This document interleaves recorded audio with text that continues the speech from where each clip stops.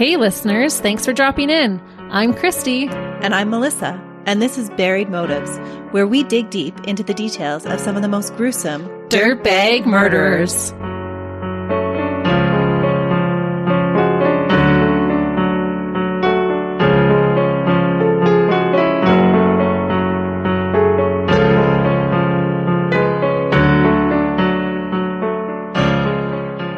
Hey listeners. Welcome back to Buried Motives. We are extremely grateful that you have chosen to join us today. Yes, we want to wish all of our listeners a happy Canadian Thanksgiving.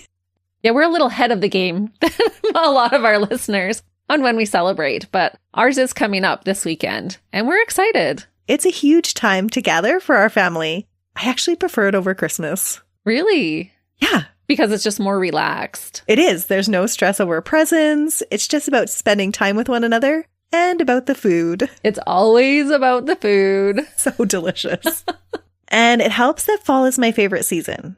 Everything is just so pretty. I love it. If we could just pause on fall, because I do not enjoy Canadian winters, it would be so lovely. Yeah, if I only had one season to live in, fall would be my choice, for sure. Me too. Hoodies and flip-flops. That's how I roll. It just feels like gathering weather. And Thanksgiving is usually the time that families gather together. But if you remember 2020, for most families, it was an exception because of the pandemic. It was definitely a unique time trying to figure out different ways to practice our family traditions without gathering together. And the family of Alfred and Deborah Belyea were no different. They were spending the holiday apart from their 3 daughters and their families. Oh, man. Do you remember how hard that was? It was. Yeah. This family had stayed close through the isolation of quarantine with weekly Zoom calls every Tuesday at 6 p.m. Plus, they texted, Facebook messaged, and talked on the phone. But it's just not the same, especially on a holiday. The family was very close, even though all the girls now lived in different parts of BC, and their parents were in Sutfield near Medicine Hat in Alberta.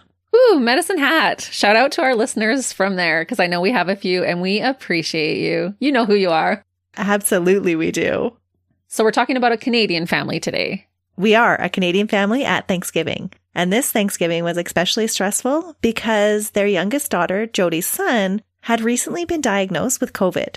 And their family was really preoccupied with his health. Oh, that would be super stressful. It would. It was 2020 and not a lot was still known about COVID, especially about it affecting children. So I can feel their angst in this.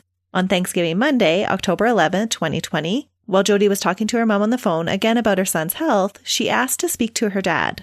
Jody was described as a daddy's girl. They had always shared a special bond. She confided in him, looked up to him, and sought his approval in everything she did. In her own words, she said, quote, "My dad was my person." Aw. Yeah.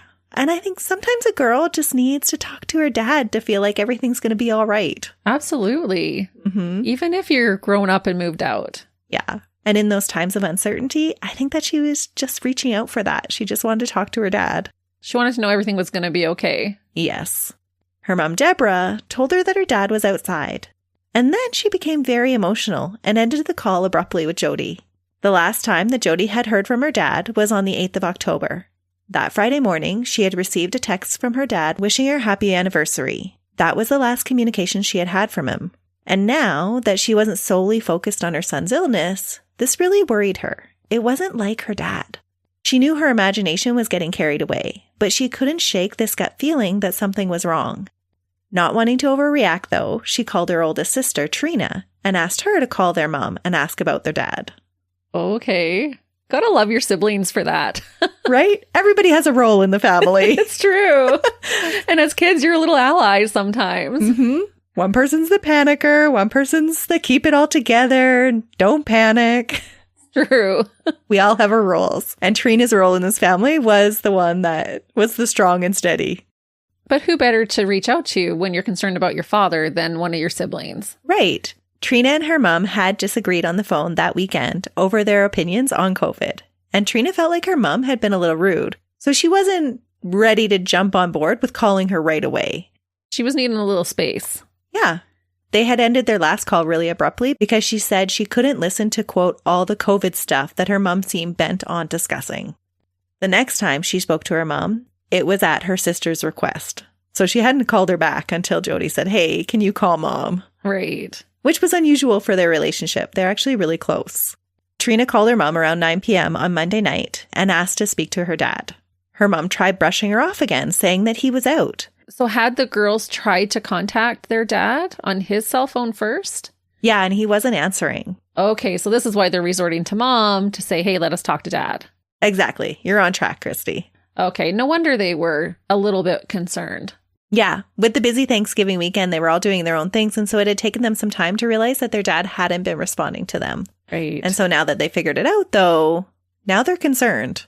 Her mom told her that she couldn't keep talking on the phone because she had just taken her meds and was already starting to fall asleep. Okay.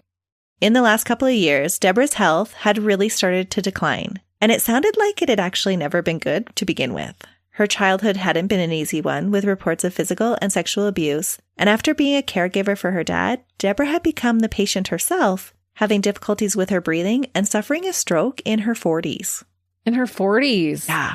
Ooh. Her health did not seem good. Strokes are super scary. That is a terrifying thing. It is. And there's so many comorbidities that go along with it after you have a stroke. Mm-hmm. Since then, she had been diagnosed with mild cognitive deficits along with depression and anxiety. Recently, their dad had expressed his growing concern about his wife's health to Trina. Alfred Harry Herbert, who often went by Alf, and Deborah Muril Belyea had moved from Alberta after living for a short time in Maple Creek, Saskatchewan. Prior to that, they had met and raised their girls for most of their married life in Port Clemens, a cozy little town on the island of Haida, about 100 kilometers off the coast of British Columbia. They had 3 daughters together, and they had been married for over 50 years. They had gone through their fair share of up and downs common in a marriage, and 2021 was a downtime for them. The two were at odds about Alfred seeking another term on the Cypress County Council. Alfred had begun a career on the Cypress County Council representing Ward 9 since 2015, after campaigning the previous year. Alfred was an activist that was committed to helping his community reach its full potential. And I believe that his activism really started to take root after an extensive flooding in Maple Creek in 2010, where he had just felt like he needed to do something to bring about change. He was pretty active in the media about what was happening in Maple Creek at that time. Good for him, trying to make a difference. Yeah, he was a dedicated civil servant, but the position was time-consuming, and Deborah's health was putting considerable strain on the marriage. Alfred was pretty much having to be a full-time caregiver to her. In the past year, Deborah was practically housebound because her heart and lung conditions restricted her mobility so bad. To make matters worse, there was also a pandemic going on. Yeah. So it was just a hard year in their marriage.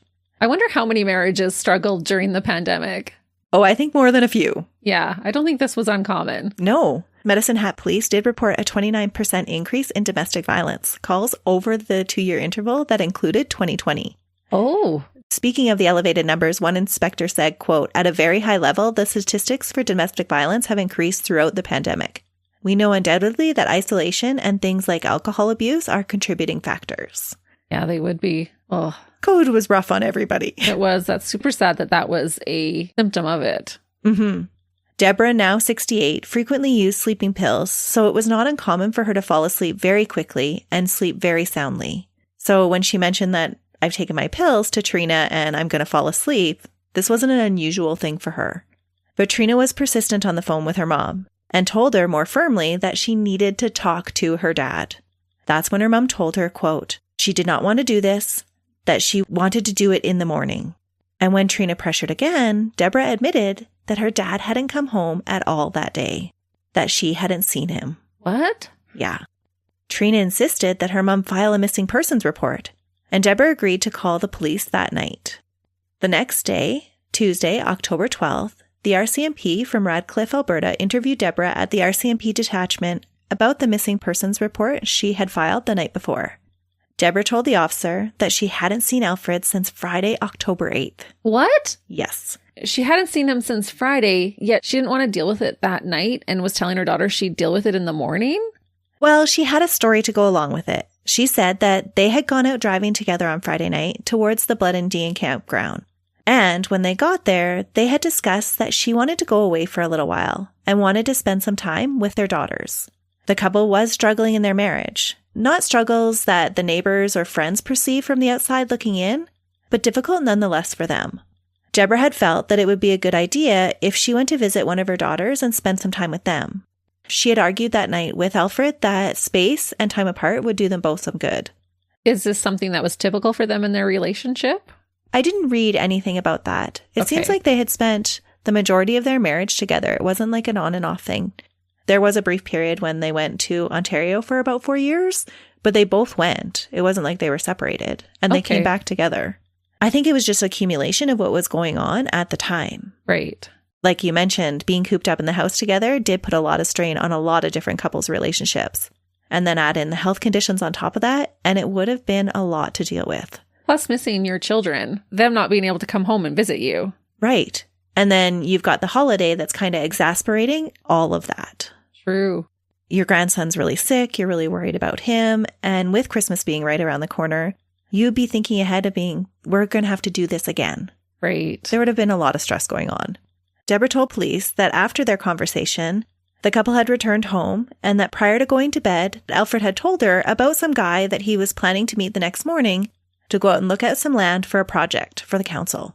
She couldn't remember the guy's name, but she thought she remembered that it started with a D. She figured it was maybe Don or Dan. So she's telling the police everything that she knows. When she woke the next morning, Alfred had already left the house and he had stayed away all day. It didn't strike her as being odd. He was always busy with projects and they had just had a fight. So I don't think it would be unreasonable to assume that he was just blowing off steam, that he was avoiding her and another fight about their future. For sure. When night fell and he still wasn't home, she had left the light on for him and went to bed. She wasn't waiting up another night for him. When she woke up the next morning, the outside light was out and Alfred was gone again. People, I think, are just really good at avoiding fights, right?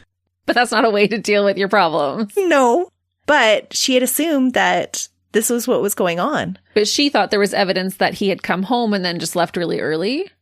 Yeah, that's what she told police. Because she had left the outside light on, it was now off, and so she figured he had come home and had left again.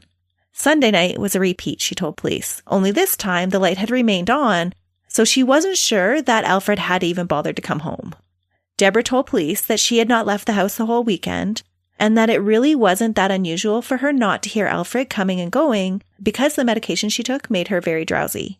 She explained that Alfred had a busy social life and was often coming and going from playing darts or golf or attending his council duties. He was always out doing something. Even during the pandemic, he was out playing with friends? Mm-hmm. Seemed like they had a weekly date because it was outside at that point, right? Okay. Yeah.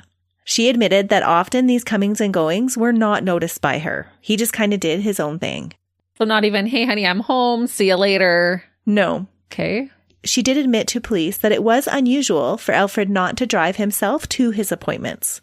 Deborah explained that his car was still at the house, but she had assumed that the guy, Don or Dan, had picked him up to go out to the property. And that was why the car was still there. It wasn't a common thing for him to do, and neither was not taking his cell phone, but that is what she assumed had happened.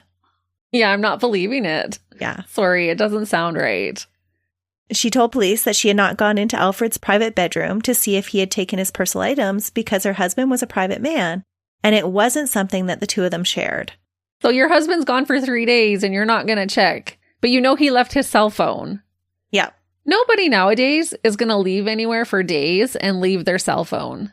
Yeah. Most people panic if they get in the car and they're like, oh, my phone, you'll actually go back into the house to get it. Right? Deborah had told police that Alfred had prostate issues that required him to use a catheter on himself. And it seemed like he was very private about that. So that's how she explained to the police, well, I don't go and look at his things. But she did assume that all of his personal items were still in the bathroom, along with the blood pressure medication that he needed daily. But they've been married for 50 years. Mm-hmm. Okay. She told police that all of these things were curious to her, and that's why she had already made up her mind to call the police Tuesday morning and report him missing when her daughter had insisted that she not wait and call Monday night instead. So wait till after the long weekend was her plan. Yes. This all sounds a little suspicious to police, just like it does you. Well, because even if your kids can't come home for Thanksgiving, you would think you would have something planned. Most of us did. Even if you're eating a sandwich together. Right. It's still Thanksgiving. Mm-hmm. It didn't add up at all. No. This frail 65-year-old who had come into the detachment appeared fragile and unsteady on her feet. She moved slowly, carting around her oxygen tank that she needed to breathe. It wasn't like she could have hurt her 72-year-old husband, but her story just didn't ring true. And if we've learned anything on buried motives, it's that anybody can kill you. Yes. Even the frail, old-looking lady. Mm-hmm. Just look at Dorothea. Yeah, exactly. Police were sure that there was more to the story, but they felt like they had enough to justify at least searching for Alfred after the 50-minute interview with Deborah. So alarm bells are going off for them. Over the next couple of days, the couple's daughters remained in communication with their mom, who was now distraught about Alfred being officially missing. All of their conversations turned to the search for Alfred, and Deborah waited at their house continuously, leaving the light on and the spare key out for him every night. The girls called every hotel in Medicine Hat, but their dad wasn't registered at any of them. On October 12th, the day Alfred was reported missing, a friend of Deborah's, Chandelle DuPaul, came and stayed overnight at the house with her. She had visited on Sunday as well for a short time to do some embroidery with Deborah, but Deborah wasn't really feeling up to it, so she had only stayed for about 15 minutes after helping Deborah with some small household chores. She often helped her friend out because Deborah found it so difficult to get around, even in her own house. Deborah had called her back on Tuesday to again do some embroidery work. When Chandelle arrived, Deborah explained that Alfred might be missing. Being a good friend, Chandelle decided to stay and support Deborah until her daughters could arrive. When Trina arrived at her parents' home on October 13th, around 6:30 p.m., her mom was very upset and emotional, and there still had been no word from her dad. That day and the next were spent in sort of a suspension. After initially visiting the police in the campground where her parents had visited, Trina stayed with her mom to monitor her health and just kind of waited around for news about their dad. That would be torturous. Mm-hmm. I can't imagine. No, because a grown man doesn't just go missing like that. No. And Alfred had some health conditions, but they weren't ones that would make him confused that he would just wander off or anything like that. Right. He was a with it guy. They learned that Alfred had missed his tea time on Monday morning with a good friend and hadn't answered anybody else's texts or calls. Not a surprise since his phone was actually at the house. So that was explained. They checked in with City Council and no one had any recollection of any project that needed his attention on Saturday of a Thanksgiving weekend. No. On the evening of October 14th, both women found that they could not sleep. When Deborah left her bed to find Trina up in the living room, they sat up in the middle of the night visiting with each other. Deborah told her daughter that she had just had a dream about Alfred that night. She saw Alfred waving goodbye to her. In the dream, he was in the doorway of an older homestead-type home, and he was smiling and waving goodbye.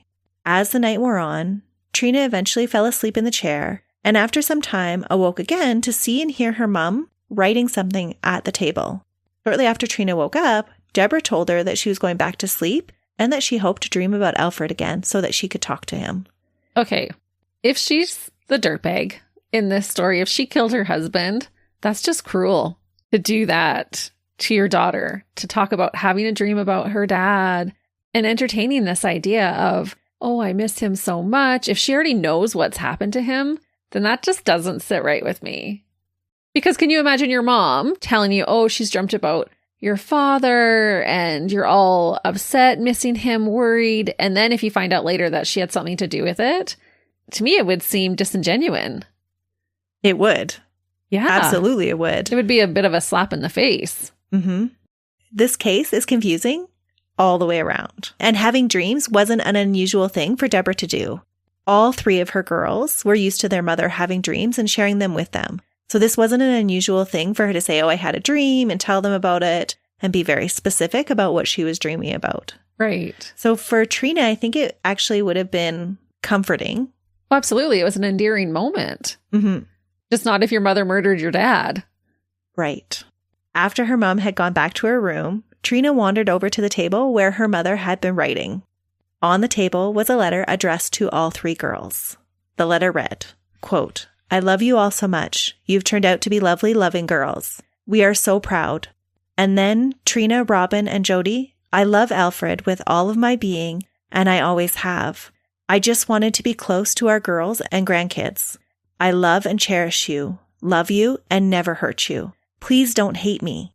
I need to be loved, and wanted your dad to hold me, but he never did anymore. I have days when I sit here by myself and wish I was with everyone or dead, and now I wish I was just dead. I don't remember what happened, but I will eventually, I am sure. Just remember I love you. The paper giving you everything is in my tall brown cupboard on the top shelf. I love you all very much. I did not mean for this to happen. I don't even know for sure I did anything, but I want your dad home. I love him. Please help me. I am so sorry. I'm such a burden to your dad. No wonder he didn't like me. I know he loves me just as much as I love him. I'm forgetting and doing stupid things and making his life hell. He wouldn't let me breathe. So sorry. Love everyone. Along with this strange letter was a map from their home in Sutfield to Piapot, Saskatchewan. The map contained all the big towns along the way, Medicine Hat, Irvine, Walsh, and Maple Creek, where the couple used to live, until it came to Piapot. On the map after Piapot, a small road was indicated. So she basically left them a treasure map to their father's body. Yes. Oh my goodness. How eerie to read that. It is. And I honestly think she might have not fully known what she had done. But knew she did something. Yeah. I'm on the fence about that part. Okay. Because I just don't know how you would keep up with that pretense of searching for him. But then she didn't seem overly concerned about it either. No. Till her girls made her have to be concerned about him. Yes. And he was gone enough time that it would have been concerning, even if you were in a fight. Mm-hmm. After a few days, it doesn't matter anymore. You just want to know where they are. Right. You can't spend 50 years with somebody and not have some feelings towards them. Right. You can still be mad at them, but you just want to make sure they're safe. Right. So then you can keep being mad at them. Yeah. If you're in a relationship, you know. Exactly. This was so unsettling for Trina, and she called the police that morning. They arrived at the house about an hour later. When she went into her mom's room, she was still asleep, and she had a hard time waking her. It was clear that she was very heavily sedated. By noon, she was still groggy and clearly medicated when the police arrested her for her husband's murder. Wow. The letter wasn't the only thing that the police had uncovered overnight. Okay, I was going to say, they arrested her on that letter? No, not just on the letter. The previous night, police had been called to Chandel's home by a very distraught Chandel. After spending the day with Deborah and gauging her demeanor and reactions to her husband being missing, Chandel had returned home and felt strongly that she needed to look in the bag of garbage that Deborah had given her on the Sunday. Because remember I said she had done some household chores? Yeah. But she took the garbage home with her, or she wanted to go back and look at the garbage? No, she had actually taken the garbage with her. That Sunday when Deborah had asked her to take out the black garbage bag, she hadn't thought anything of it because it was something that Deborah usually asked her to do because she couldn't do it herself. But when she went to toss it in the outside bin, she couldn't locate the bin. She had decided just to put it in her trunk and throw it out when she got back to her house. It wasn't very heavy, and it didn't seem like that big of a deal just to kind of throw it in her trunk and throw it out when she got home. For sure. I can totally see how that would happen. Yeah. When she had gotten home, though, she had forgotten all about it because she had gotten distracted with other things. It was Thanksgiving weekend, after all. Yeah. That was until she returned from spending time with her friend. Now she's feeling really uneasy. She went and untied the secured bag, and there was a distinct wet smell in it. Oh. In the bag, there was another white kitchen bag and some clothes. When she opened the white kitchen bag, she saw white in the bag and blood. Oh. She quickly shut the bag and called for the police. What a terrifying discovery for her. Mm-hmm. And my goodness, you kill somebody and you're trying to hide evidence and you give it to your friend to throw away? Yep. I don't care if it took me 3 hours. I would hobble my way out to the garbage to throw that away myself. Well, this is just one of those things that is so confusing about this case because she asks her friend to throw out this garbage bag into a bin that she has already used and disposed of. So the bin wasn't there anymore, which leads me to believe that she might have been confused. Maybe. Or she just wanted it off her property. Right, but she couldn't be sure that her friend was going to throw the garbage in her trunk and take it home with her. No, but she could have thrown it in someone else's bin. Right. But she didn't inquire after, like, make sure you throw this out, or, oh, my bin's not here, so can you throw it out? She just asked her to take out the trash just like any other day, like it was nothing. Huh. It was a very curious aspect of the case for me. That is. When the Medicine Hat police arrived, Chandel was beside herself. and was both confrontational and emotional with police. They had a hard time getting the sequence of events of the weekend from her. It sounded like she was having trouble reconciling the conclusion that her brain was jumping to. Her friend was not somebody she could envision having done something sinister. Deborah Belyea usually required assistance even when moving her quilting bags, which were barely the weight of a liter of milk. So she just couldn't wrap her head around the idea that maybe her friend had hurt Alfred. Yeah. But it was pretty clear from the contents of the garbage bag that something sinister had happened. Inside were women's clothing with blood, dirt, and vegetation on them. There were also rags with red stains, a roll of toilet paper, a hand towel with nail clippings and skin shavings identical to the towels that were in the Belyea home, and there was also a piece of white rope with red stains on it. Oh my goodness. That's evidence just on a silver platter there. Uh-huh. So much of it.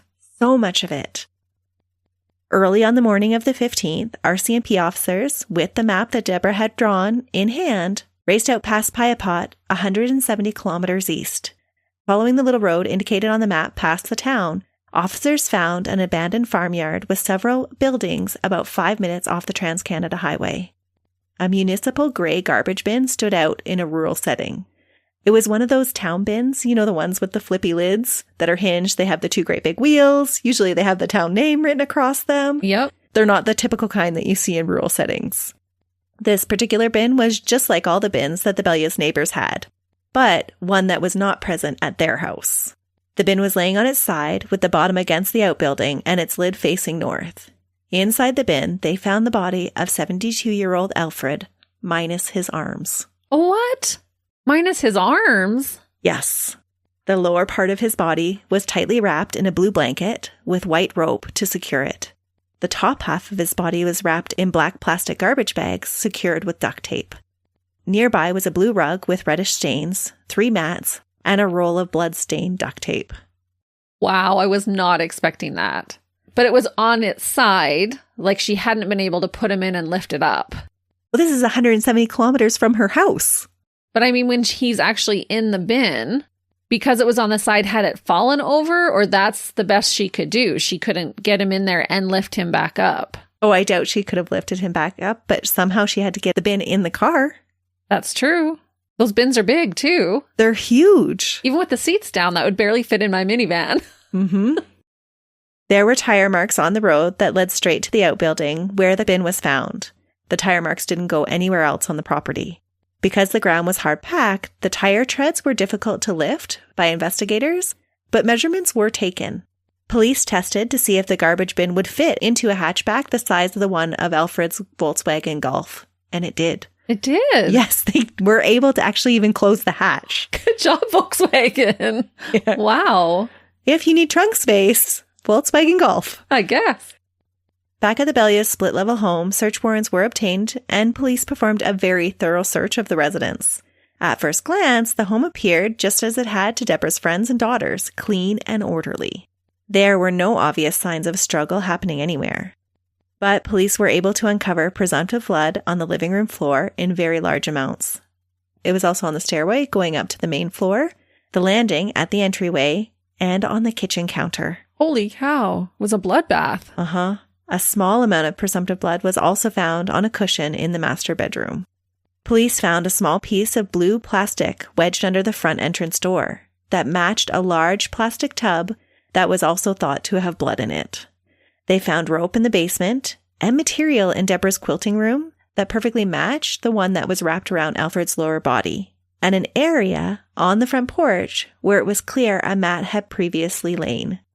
Multiple prescription drugs made out to both Alfred and Deborah were found all around the house, along with several identical items of common household trash that were found in the bin alongside Alfred's body, including a large blue Sterilite container lid with a broken piece missing. The one that was in the entrance. Mm-hmm. An autopsy report would reveal that the cause of death was multiple stab wounds to the neck and chest. Really? Mm-hmm. And did they find his arms? I don't think they did. My goodness. Who knows what she did with those? That's wild. That means his arms are just out there somewhere. Mm-hmm. Oh. Or maybe they were in the bin, and because the bin had been tipped over, maybe animals tipped it over, but they didn't mention anything about animal activity in the autopsy report. Right. I don't know. Very odd, though. But the arms had been cut off. The arms were severed. Okay. Yeah. Alfred had 3 neck wounds perforating the left internal jugular vein that would have caused excessive bleeding. And he had 4 chest wounds that cut into major internal organs, including the heart and the left lower lobe of the lung, causing a hemopneumothorax and contributing, again, to excessive blood loss. Any one of these wounds would have been fatal. That's terrible. Mm-hmm. There were also other injuries as well. There were lighter slashes that ran along the surface of Alfred's skin, and it was believed that those likely occurred after his death. What? Yes. At the time of his death, Alfred had 8 different substances in his bloodstream. Oh, that's how she overpowered him. Mm-hmm. Toxicology showed the presence of multiple drugs with sedative effects: morphine, codeine, diphenylhydramine, and bupivacaine. There were no medical records to indicate that Alfred had underwent any medical or dental procedures in the days prior to his death, or that he was ever prescribed morphine, codeine, or zopicone. There's no reason for him to have these things in his system. Right, but his wife had them. Mm-hmm. Police interviewed another friend of Deborah's that had stopped by on the Thanksgiving Sunday and found Deborah alone that evening. While the 2 old friends were discussing their grandchildren, the friend had noticed that there was an area rug missing that was usually in the house. And she also noticed that there was a bottle of bleach by the door. But at the time, she didn't really think anything of it because she just figured Deborah was doing some cleaning. Yeah, you wouldn't. Mm-hmm. You wouldn't want to think that of your friend. No. And who would ever expect this frail, sickly woman to be capable of murder? At the time, she didn't even mention that Alfred was missing. The friend told police that throughout the whole visit, Deborah had gone without her oxygen and had even walked her to the car, hugging her to say goodbye. There was a multitude of evidence that Deborah had killed her husband. But could this frail, elderly woman that had to use oxygen most of the time really have killed and dismembered her husband and then cleaned up everything all by herself? Yep, it can happen. She couldn't even lift her knitting bag. But maybe it was a ruse, or maybe that was just when she was so medicated. Maybe she stopped taking the medication. Did she have her blood tested? I didn't see reports of that. Because I wonder if she had stopped taking the medication so she would have the strength. But the medication was what was helping her breathe.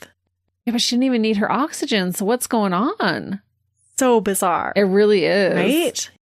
From the blood samples collected from the Volkswagen, the jeans and the cardigan sweater that were in the garbage bag given to Shandel, and the garbage bin that Alfred was in, Alfred and Deborah's DNA were the only ones identified. Suggesting that there was not an accomplice. She didn't have help. No, she did it all by herself somehow. The defense's biggest argument centered around Deborah not being well enough to physically carry out the second-degree murder that she was charged with. There was considerable testimony given about Deborah's health conditions and how she required almost constant use of her oxygen to maintain any kind of mobility. The defense argued that her letter to the girls was not an admonition of guilt, but one of confusion over events that took place and was one of many frequent dreams. But to that I say, it may not be a complete confession, but it had information in it only someone involved in his murder would know. It led them right to his body. Yeah. How would she know that? She obviously had been there. So bizarre, right? Her DNA was there. Mm-hmm. The prosecution countered with testimony from several individuals who had observed Deborah do several of the activities that the defense claimed that she couldn't. On the day of her arrest, she had been able to move without assistance. The prosecution, along with the police officers, did concede that on that day she had moved very, very slowly and unsteadily, but they attributed that to the medication that she had taken. And I get the impression that they all believed that she had purposely taken a lot of medication that night. Yeah, that would check. In her letter, it was pretty clear that she was trying to say goodbye. Yeah. The prosecution were quick to point out that during the court proceedings, Deborah seemed to get along just fine without her oxygen or support from anyone else while she navigated the hallways and the spiral staircase in the courthouse. What? Okay, if she can go up and down a spiral staircase unassisted and without oxygen, she's perfectly capable. Of murder? Of lifting a man and dismembering him? Who else would have done it? Well, I don't know who else would have done it, but I still have such a hard time wrapping my head around the fact that she could have done this. Why didn't she at least keep faking it at the courtroom? I don't know. It's one of the very confusing facts of this case. Yeah, that would have been your best defense. Mm-hmm. To roll with the idea that you physically could not have done this. Well, you think her defense would have made her do it, even if she didn't need it. Right. You still need to at least have the oxygen with you, even if it's not turned on. We need to elevators only, or we have to be helping you. Yeah. She did cart her oxygen in every morning to the trial, but it seems like when she was in the building, she got along okay without it. The prosecution surmised during the case that Alfred was drugged and killed in the living room of the couple's home before his arms were removed. His body was then dragged down the stairs with the aid of the blue Sterilite bin lids and placed into the gray bin after he was wrapped in blankets and garbage bags. From there, Deborah drove out to the rural property where she left her husband of over 50 years and returned home to act like nothing had ever happened. That's really sad. Just left him there, literally like garbage. Yeah. It's just so bizarre. They used the fact that Alfred was wearing his pajama bottoms as evidence that he must have been home and getting ready for bed at the time that his wife decided to kill him. Really, the only other possibility that this judge surmised was that if Deborah hadn't murdered her husband, then someone else must have killed Alfred in their home without her knowledge, cleaned it up again without her knowledge, and found specific materials in her home to dispose of the body, again without her knowledge, so they knew where to find the materials in their home. And it meant that it was just a coincidence that she had asked Shandell to remove a bag of bloody woman's clothing from her house that just happened to be covered in hers and her husband's blood. And were the fingernail clippings in that bag hers? Because to me, that would be trying to get rid of more evidence. You know what I mean? Like if you had been covered in the dirt and blood, maybe she was scared she couldn't wash enough of it out and had clipped her own fingernails. Perhaps. I didn't read that in the report. Okay. But there were skin shavings as well. From what? I believe from the amputation. Oh. Yeah. Or maybe it's much more innocent and it was just an old towel that he had used in the bathroom and it already was dirty from him shaving and clipping his nails. True. Could have already been in the garbage. Yeah. The court records that I found didn't delve too deeply into that evidence. Okay. But the likelihood of this alternative scenario is so slim. Right. It seemed even less improbable than a frail woman murdering and dismembering her husband. Especially she said she was home the entire weekend. This would have taken some time. Mm-hmm. And the vehicle had gone there, dropped him off, and then came back to the house. Yes. Yeah, there's no way. Sir Arthur Conan Doyle said that once you eliminate the impossible, whatever remains, no matter how improbable, must be the truth. Absolutely. And this is totally the case with this murder. Much to the disbelief of her 3 daughters, their loving mother had murdered their beloved father. In January of this year, Deborah Belyea was found guilty of second-degree murder and indecent interference with the dead body in the 2021 death of her husband. The judge-only trial had lasted 7 days, and then the judge had taken 2 weeks to deliver the verdict. He was very thorough. Justice Dallas Miller said that he did not find that Deborah's version of events had held up to examination, and guilty was the only verdict that made sense to him. During the sentencing, the judge commented on how unusual of a sentencing it was because the victim's family was also the defendant's family, and they pleaded for mercy. All 3 girls stood by their mom and pleaded for her to have as short of a parole ineligibility period as possible. Trina was visibly emotional at the courtroom as she read, quote, "It's a pain that never goes away. There's no closure as you saw in there. There's no moving on. There's nothing. Nothing that makes me feel better. Could you please consider my family? I grew up with loving parents and don't understand how we got here. Never in my worst nightmare could the mother I know and love do this to my dad and my family. Part of my heart is broken." Trina also read her sister Robin's statement that said, quote, "The fact that my mother was found guilty of this terrible crime has been so life-altering. I feel like some days I need to wake myself up from this terrible nightmare, but as hard as I try, I just can't. I don't believe that she did this, and I plan to support her as much as possible through the best ways I can throughout this process.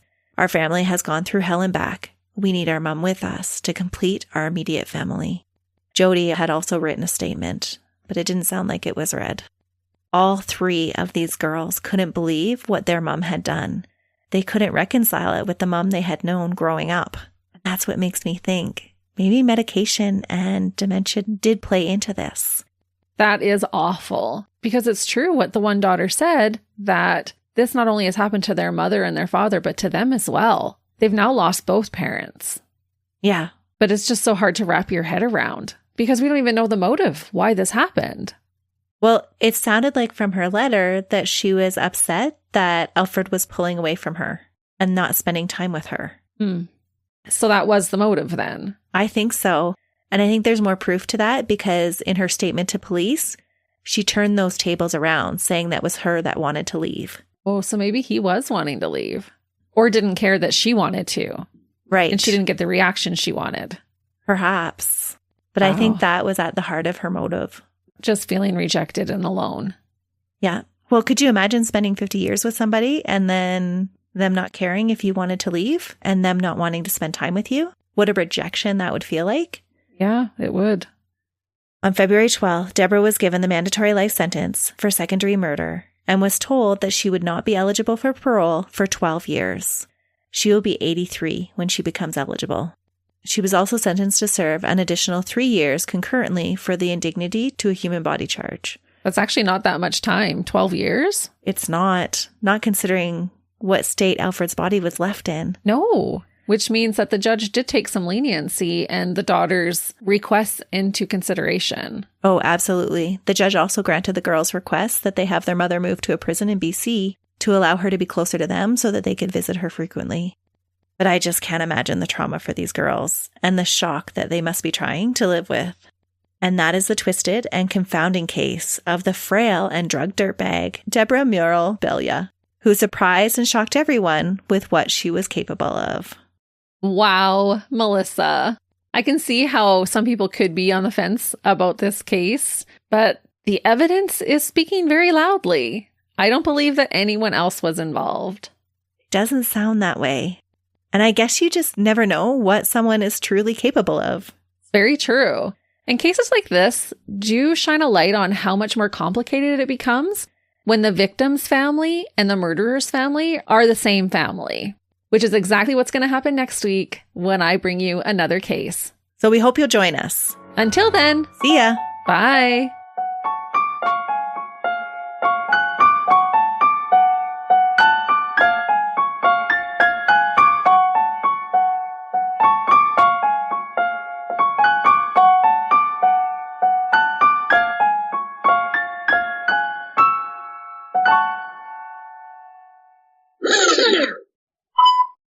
Testing. All right, listeners, we have big plans in the works. We do. We're trying to bring more of us to you, but it's really scary.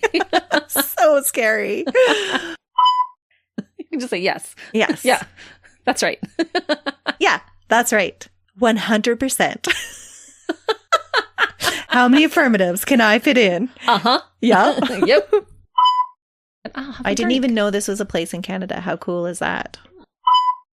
Give us a brand deal. This is why we can do video, because I'm like, just get it together. Or when we're crying and they don't even know that we're crying. Yes.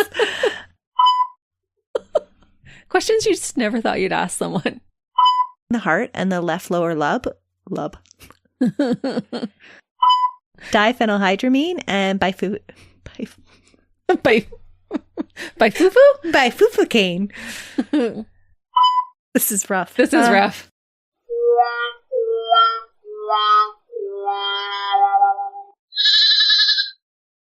Another Sound Off Media Company podcast.